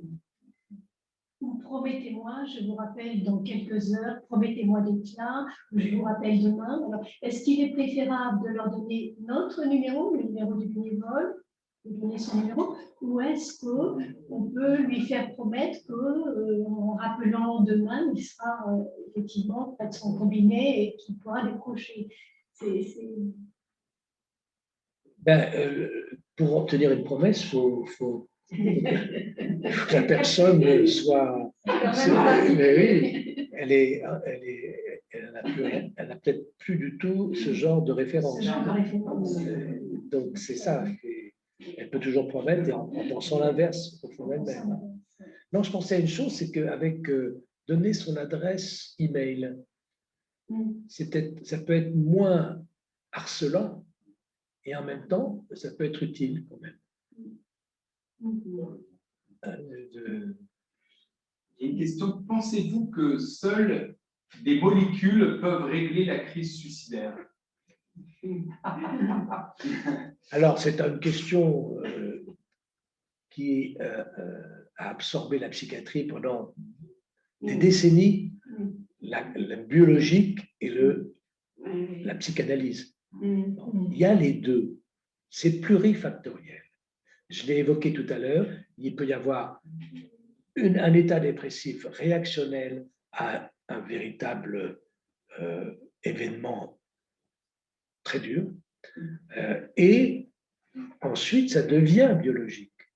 Je dis, on a d'abord des réserves, on va se dire, bon allez je prends un verre, et puis c'est fini, ça ne suffit plus. Et c'est là où les antidépresseurs, les molécules que nous avons sérotoninergiques, sont dépassées. Et là, heureusement, on a trouvé ces médicaments qui ne sont pas des drogues. Il n'y a aucune addiction et aucune dépendance. Je ne parle pas de tranquillisants, là. Je parle de vrais antidépresseurs. Il y en a un dernier qui est sorti, le Brintolix. C'est formidable. Les autres aussi, je ne veux pas faire de la... Mais pour dire que c'est le dernier qui est sorti, eh bien, il a montré qu'il n'y avait pas d'effet secondaire et que chez les gens âgés, on pouvait le prescrire. Et on a vu le résultat. Ça ne veut pas dire, encore une fois, que ça ne fait que stimuler des réserves qu'il y a dans la personne. Ça n'est pas du tout, c'est pas du tout comme s'il prenait, encore une fois, un psychostimulant amphétaminique. Non, pas du tout. Quelle attitude peut-on avoir en face d'envie suicidaire d'une jeune mère à la naissance du bébé? Bon, alors malheureusement, non, c'est la psychose puerpérale. Hein. Psychose puerpérale, c'est quelque chose qui peut être en rapport, et ça, il faut lui expliquer, mais si elle veut bien écouter, parce qu'elle n'est pas bien du tout. Puisque c'est. Alors, ça peut être d'abord parce qu'il y a la rupture d'un lien interne. Il y a donc une sorte. Bon, mais généralement, c'est le bonheur. Alors, il y a quelque chose qui peut jouer biologiquement, c'est la chute du taux hormonal, qui va faire que des personnes, alors qu'elles devraient être heureuses, sont tristes, ou fatiguées, amorphes. Mais bon, ça se soigne. Alors, ce qui est plus grave, c'est quand ça va plus loin et que la personne dit, mais c'est pas mon enfant. On a vu ça, nous, en maternité, c'est rare. Mais ça peut être aussi lié à ce grand choc qui est de mettre au monde un petit être vivant. C'est pas rien. Comment réagir en face d'un chantage au suicide?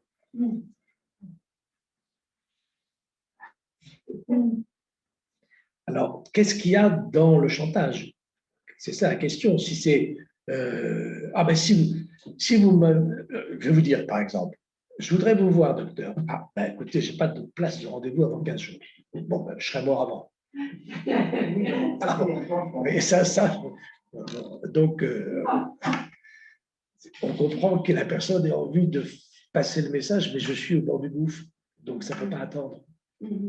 Alors maintenant, il y a d'autres chantages qui sont beaucoup plus critiquables, qui sont vraiment un moyen. Mais là aussi, on écoute, on ne se met pas en colère, et on dit, mais parlons, on va bien voir. Parce que ça peut être, si tu me quittes, je me suicide. je me suicide. Alors, ça, oui, là, c'est plutôt, oui, c'est un chantage. Enfin, c'est aussi exprimer combien l'autre est indispensable. Voilà. Oui, ça peut arriver, ça. Oui, bien sûr, ça peut arriver. Ah oui, oui. Oh là là. Ça arrive. On a vu ça. C'est la catastrophe, ça. C'est vrai que c'est catastrophique. Ah ben, c'est pour l'autre. Et s'il y a des enfants en plus. Ouais. Et les parents. Non, mais c'est pas fréquent. Mais par contre, c'est pas rare qu'on le dise, que ça soit dit. Oui. Que quelqu'un le dise. Le dit. Voilà. Tu sais, tu es l'homme de ma vie, si tu me quittes, je ne vis plus. Alors, De tuer celui qui quitte avant de se tuer soi. Souvent, on voit plus ça. Non, c'est pas. Alors, je n'ai pas parlé des suicides altruistes. Vous entendrez peut-être parler de ça. C'est un mot qui désigne des personnes qui sont dans une telle mélancolie, presque un délire mélancolique, qui sont convaincus qu'il faut aider un peu. Que aimer quelqu'un, c'est l'emmener avec un peu comme le gourou, quoi.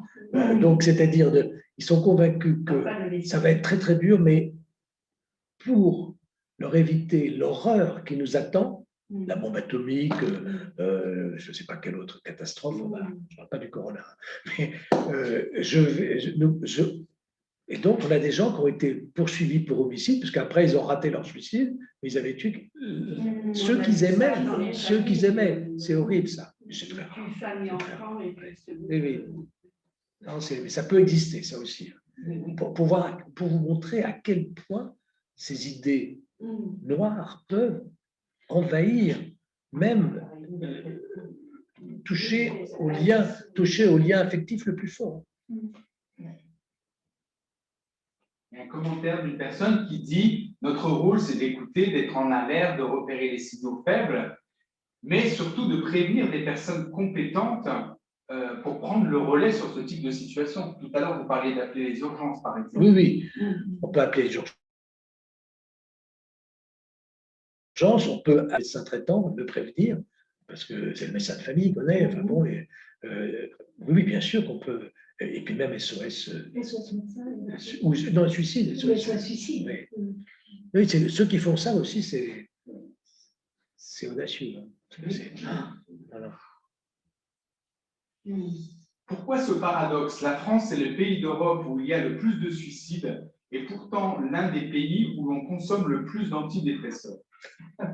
Alors, je n'aborderai pas de cette manière cette réalité épidémiologique qui doit nous faire réfléchir. C'est que dans les pays où chaque matin, c'est un combat pour vivre, pour ne pas mourir de faim, par exemple, il n'y a pas de suicide, très peu de suicide. Comme si ça devenait, on entrouvrait cette porte quand on avait tout le reste. Et que ça devient après l'angoisse existentielle. C'est plus de quoi vivre, c'est quel peut être le but de ma vie. Enfin, vous voyez, on entre dans tout à fait un autre registre. Mais c'est important, ça, de penser à ça, de se rappeler que c'est presque un luxe. C'est fou, désolé de dire ce mot-là, mais c'est pour dire que dans des endroits où même pendant la guerre, il y a moins de suicides, parce que c'est un combat qui est pour la vie. Il y a une question, je vous la lis telle quelle. Que pensez-vous des étapes d'évolution de la dépression, comme la courbe du deuil? Alors, la dépression, la courbe, d'abord, non traitée ou traitée. Si elle n'est pas traitée, elle peut durer 3 mois. S'il n'y a pas eu de suicide, justement, elle peut. Et puis après, elle va peut-être s'estomper, il va y avoir. La psychothérapie va aider. Mais si vous voulez, ce que je voulais souligner par les médicaments, c'est que quand on a franchi un seuil qui fait que la personne n'est plus elle-même et a que des idées négatives, la psychothérapie ne fera rien. Ben oui, la personne va dire oui, oui. Et même la personne va dire mais arrêtez de perdre votre temps à m'écouter, je ne vaux plus rien, je ne sers à rien. Allez docteur, allez voir quelqu'un d'autre. Vous voyez ? Vous avez parlé plusieurs fois de la dépression, la vraie. Alors, qu'est-ce que c'est la vraie et la pas vraie? Alors, mais oui, parce que on a banalisé ce mot et on va dire en ce moment je suis déprimé. Bon, c'est rien à voir avec ce dont je vous parle. C'est parce que le mot, et même le mot burn-out, veut dire dépression aussi. Ben oui, mais vous voyez, c'est pour ça qu'on utilise un langage comme ça nouveau pour déstigmatiser. Mais il n'en reste pas moins que ça a toujours existé, puisque les Grecs l'avaient déjà repéré dans la mélancolie. Il y a chez l'être humain un risque d'être envahi par des idées cauchemardesques, noires. Et ça peut arriver à n'importe qui. Et c'est pour ça qu'heureusement qu'on n'est pas tout seul et que vous êtes là. Parce que c'est ça qui est important. Ce que vous faites, c'est la solitude va accentuer cette autodestruction. Puisque je suis tout seul, de toute façon. Alors.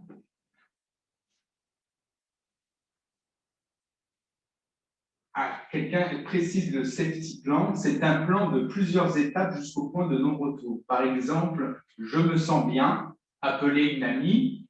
Si ça ne marche pas, on passe à l'étape 2, appeler un numéro d'une association dédiée à cela. Et la dernière étape, la 5e par exemple, peut être une hospitalisation. Ce sont des plans créés en co-construction avec un professionnel soignant. Très bien, merci pour l'information. Ça doit être les jeunes collègues. Quelqu'un dit qu'il y a trop de tabous autour du suicide. Oui, c'est vrai, c'est un mot qui fait mal, il y en a moins autour de l'euthanasie. Le mot suicide, j'ai dit, ça fait, ça crée une répulsion. Oui, ça peut être la honte d'une famille. Oui, la honte, ça peut être, je ne sais pas, je me souviens, une fois je vous l'avais dit, en réa, j'avais quelqu'un que je venais voir qui n'était toujours pas réanimé, enfin qui n'était pas réveillé, et une soignante m'a dit, oh ben lui, il peut attendre, il l'a bien voulu. Vous vous rendez compte? Par rapport aux autres qui étaient dans un coma involontaire. Donc, il y a comme ça c'est pas bien. C'est une faute, mais oui, bien sûr. Oui, c'est considéré comme une faute. Dans la religion catholique, les obsèques On peut Ah, pas. ils peuvent pas Maintenant, c'est accepté. Oui, je sais. Mais dans mon enfance, Oui, dans oui, ma oui. jeunesse, c'était pas du tout. Oui, absolument. Il n'y avait pas le droit à rentrer dans l'église. Enfin, le cercueil n'avait pas le droit. Et d'aller au cimetière maintenant, enfin, ou dans le. Ben oui. Non, mais Donc, c'est vous voyez d'où on vient, mais heureusement qu'on a progressé. Oui, heureusement. Il faudrait un slogan, tout sauf le suicide. J'ai envie de dire aux gens, mais faites tout ce que vous avez envie, Sauf. tous vos rêves. Alors, bon, vous n'allez pas faire un hold-up quand même, mais faites tout ce que vous n'arrivez pas à avoir, plutôt que ça, parce que ça. Et d'ailleurs, il y a une phrase que j'aurais déjà dit, qu'est-ce qui vous fait croire que vous serez soulagé en étant mort? C'est terrible. Eh oui, Non, pour être soulagé, il faut être vivant. Non, c'est pas terrible. Hein? Parce que des gens, ah ben oui, c'est vrai, vous avez raison. Pour être soulagé, il faut être vivant. Je dis, si vous mourrez, il n'y a que vous qui ne saurez même pas que vous êtes mort. Tous les autres le seront. Alors. Mais vous, donc, pour connaître l'apaisement, il faut être vivant. Vous voyez que ça touche quand même à des points philosophiquement profonds.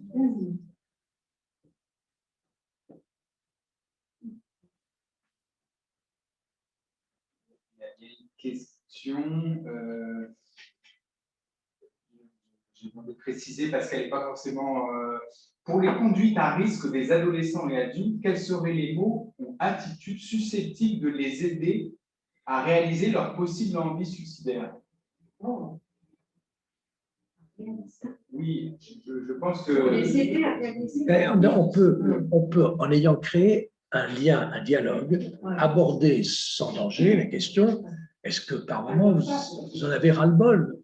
Est-ce que par moment c'est plus supportable? Et là, ils répondront sans aller jusqu'à dire, avez-vous songé à mourir? Non, on ne va pas dire ça. Mais est-ce que par moment c'est trop?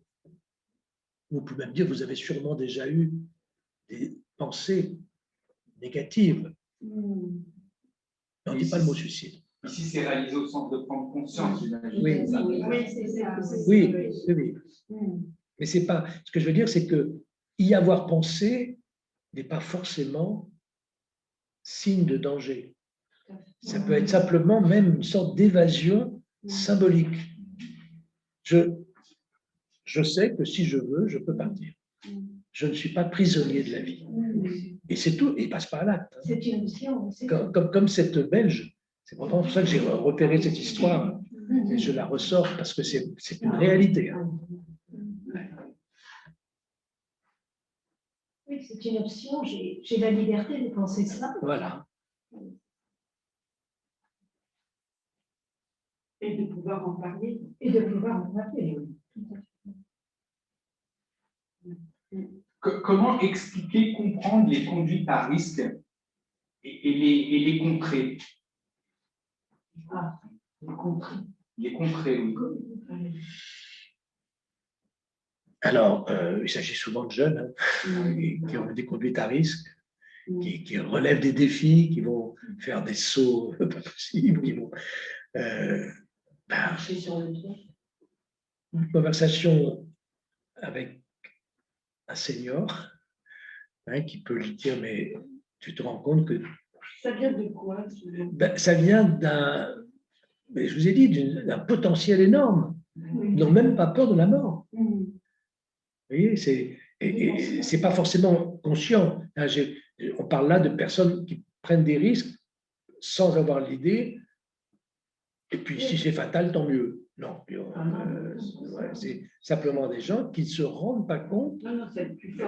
Voilà, et que je pense aux deux roues, parce que j'en vois régulièrement arriver à Foch, et que c'est vraiment prendre conscience qu'on n'a qu'une seule vie, c'est tout. Qui demande la parole en Lily Palma qui demande la parole, donc je vous donne la parole. Voilà. Lily, vous nous entendez? Allô? Vous vous adressez à qui? Je m'adresse à qui? Oui, allez-y, vous avez une question? Oui, c'est moi qui ai levé la main. Oui, tout à fait. Voilà, bon, voilà. Je suis donc à Astrée, à Toulouse. Et je voulais poser une question au docteur. Oui, je vous écoute. Que faire devant, face plutôt, à une personne, puisque je fais à domicile l'accompagnement, hein, pas par Oui. téléphone. D'accord. Une personne qui commençait avant la crise Covid, donc je reviens un peu à terre, hein, qui commençait à se sociabiliser timidement et qui, à cause de la crise Covid, recule, il revient dans sa solitude profonde et va très mal actuellement. Les petits plaisirs qu'elle avait, c'est-à-dire aller à la médiathèque se chercher des livres, aller boire un petit café avec une personne qu'elle avait fini par contacter et par suivre tous les jours en centre-ville. C'était un rendez-vous. En hiver, ce n'est pas possible parce qu'on ne peut rentrer nulle part, ni dans un petit resto, ni dans un petit café. Donc, c'était des rencontres en parc, sur un banc dehors. Que dire à cette personne pour qu'elle se raccroche maintenant? Alors, lui transmettre le message que c'est une situation transitoire, que nous allons nous en sortir, c'est quasi sûr. Deuxièmement, que si ce qui lui était agréable ne l'est plus, il faut imaginer qu'il y a peut-être un facteur dépressif, réactionnel à ce que nous venons d'évoquer. Et je voudrais redire qu'un petit antidépresseur pourrait aussi l'aider dans une circonstance où, après un gros effort pour lever sa solitude, elle tombe sur le Covid, quoi. Et ça, il faut, à la limite, je dirais, c'est réactionnel. Ce n'est pas, sauf sa solitude antérieure, je ne sais pas, mais ce qui se passe en ce moment est provisoire et on comprend très bien que ces rencontres qui sont annulées aujourd'hui suppriment peut-être même une raison de vivre. Il y a des gens qui ne peuvent pas ne pas échanger, être, je parle aux gens qui vont tout simplement prendre un café au bistrot, ils sont déstabilisés par l'interruption de cette tradition, de ce rituel. Donc il faut lui dire que si vraiment plus rien ne compte et plus rien ne lui fait plaisir, qu'elle voit quand même son médecin et qu'elle voit s'il n'y a pas besoin d'un antidépresseur. Momentanément, c'est uniquement transitoire tout ça. Merci beaucoup. Mais je vous en prie, et bonne chance à Toulouse. Une personne demande la parole, Nicole Mianos. Oui, bonjour docteur et bonjour Géloul. À nouveau une bénévole de Toulouse, Nicole. Ah bon? Je me posais la question par rapport à votre exposé sur le sujet. Est-ce qu'il y a des couches socio-professionnelles plus impactées par les suicides que d'autres? Alors là, les aspects socio-culturels, c'est une question intéressante. Il y a en effet des personnes qui font partie de cultures où le suicide est inenvisageable, impossible. Alors qu'il y en a d'autres chez qui ça va être tout à fait admis. Je pensais aux Japonais, par exemple. Bon, vous voyez, donc c'est variable. Maintenant, par rapport aux couches sociales, je disais tout à l'heure, et je pense que ça peut s'appliquer même aux couches sociales, que les gens qui se battent tous les jours sont loin du suicide. Et que ceux qui ont tout et qui ne savent plus donner, qui sont saturés, peuvent commencer à se dire, mais en fait, pourquoi vivre? Mais je caricature, hein. Mais c'est vrai que c'est pas forcément Alors, bien sûr, quelqu'un qui a perdu son emploi, qui a épuisé son chômage, et la souffrance au travail même. Il y a la souffrance sans travail, mais la souffrance au travail. Ben, tout ça, il faut le prendre en compte aujourd'hui, et ça peut aboutir à des passages à l'acte suicidaire. Merci bien. Et j'avais une autre question. Est-ce que vous avez connaissance des gens qui vivent dans la rue? Est-ce que ces gens-là, est-ce que ça rejoindrait ce que vous dites, que ces gens-là, finalement, eux aussi, ou connaissent des états dépressifs, seraient moins enclins à aller vers le suicide? Alors, tout dépend de la trajectoire qui a abouti à leur situation tellement difficile d'être dans la rue. Alors, si c'est parce que j'en ai connu qui ont même dit enfin, je peux être libre. Bon, mais ça, c'est plutôt des gens qui font partie de nos patients. Mais sinon, il y en a qui vont tous les jours essayer de trouver de quoi vivre, et ça motive leur vie. J'y crois, ça. Je pense qu'il y a en effet. Alors maintenant, il y en a on voit quand même arriver aux urgences. Des gens ont été repérés par le SAMU social ou même par les forces de l'ordre qui sont manifestement ne bougent plus, sont en danger. Et on les voit arriver. D'accord. Merci beaucoup, docteur. Je vous en prie. Une question. Quand une personne abrège la conversation, car c'est trop dur pour elle d'évoquer ses problèmes, peut-on essayer de prolonger le dialogue? Si oui, comment? En changeant de sujet. Mais oui, la conversation, ça veut pas dire, on peut dire, allez, on parle d'autre chose, je comprends que ce soit trop dur pour vous. D'ailleurs, j'entends des sanglots. Bon, j'ai entendu, depuis qu'on fait des conversations, enfin des consultations par téléphone, c'est tellement mieux de se voir.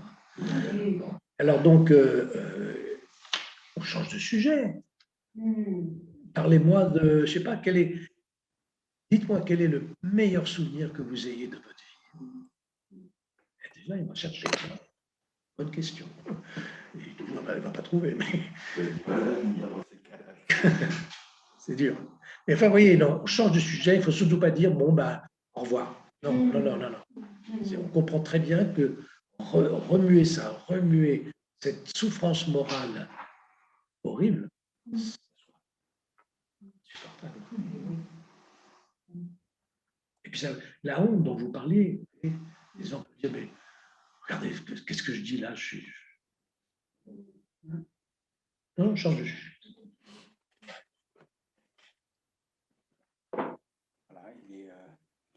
Il est 19h55, il nous reste 5 minutes. On a passé quelque chose comme une cinquantaine de questions. J'espère que vous n'êtes pas trop épuisé, docteur.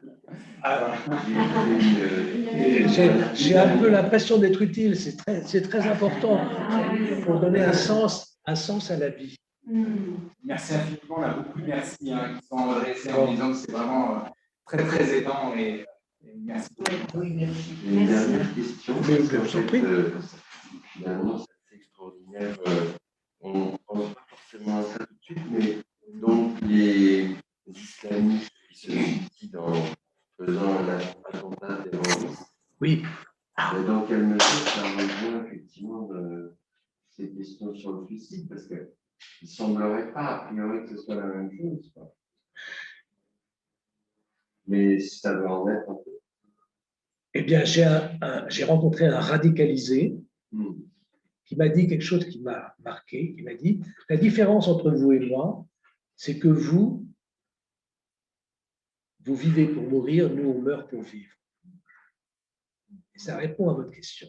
Ils ont été endoctrinés au point d'être convaincus qu'en mourant, ils vont enfin vivre. Bon.